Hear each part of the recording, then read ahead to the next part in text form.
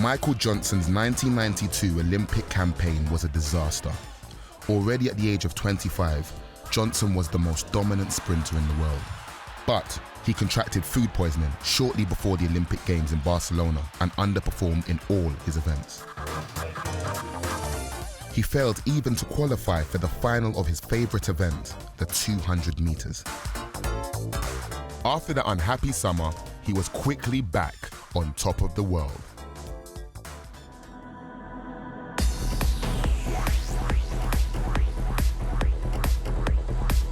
Not a 100-meter guy, he specialized in the 200 meters and the 400 meters, being equally good in both. His upright running style and short stride patterns made him an unconventional figure. He didn't really look like a sprinter at all, but boy could he run. By the time the Atlanta Olympic Games came around in 1996, Johnson was in a unique position of being the best 200-meter runner in the world and the best 400-meter runner in the world. He had become the first man in history to go under 20 seconds in the 200 meters and under 44 seconds in the 400 meters. He was such a big star that when he asked the Games organizers to change the schedule so he could attempt both events, they actually said yes. No one wanted to miss out on history. Meanwhile, in a creative meeting far, far away, Team Johnson had to face the most pressing matter of them all.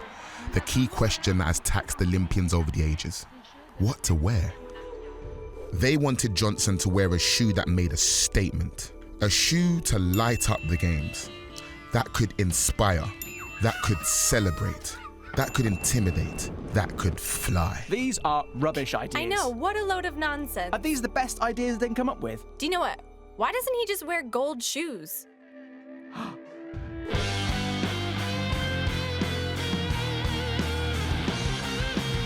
Leading up to Atlanta, Johnson's record was pretty much perfect. So when the business studies graduate from Dallas took his place at the starting line in Atlanta, he did so as the overwhelming favorite, wearing gold shoes. Success, however, brings its own pressures. He had failed 4 years previously with millions watching around the world. Johnson now faced the pressure to deliver, a pressure which only a few athletes in history have experienced. And there was another thing bothering him. Just a few weeks beforehand, he'd lost a 200-meter race to his Namibian rival, Frankie Fredericks. Fredericks was in the form of his life.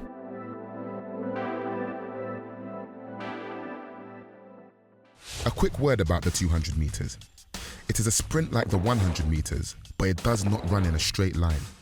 And the ability to run the bend effectively is a key test. Johnson called it the danger zone.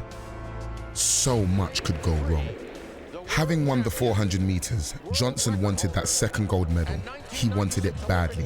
400-meter gold medalist representing the USA, Michael Johnson.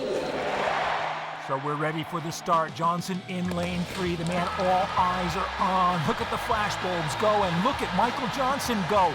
Bolden running well in 6, Fredericks in 5, but look at Johnson coming up in lane 3. On the bend, Johnson is in the lead, and Johnson is extending that lead. Fredericks trying desperately to catch him, but he's not going to come close. Johnson's across the finish line in a new world record.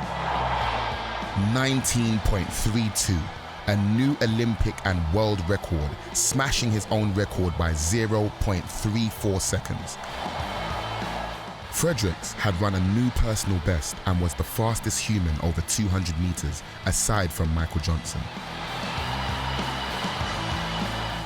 By breaking a world record by such a huge margin, he'd achieved the greatest performance of the Atlanta Olympic Games.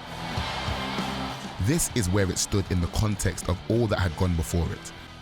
He'd run the last 100 meters in 9.10 seconds, taking the world record into a new realm.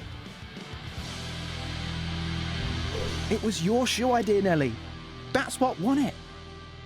Thanks, Jan.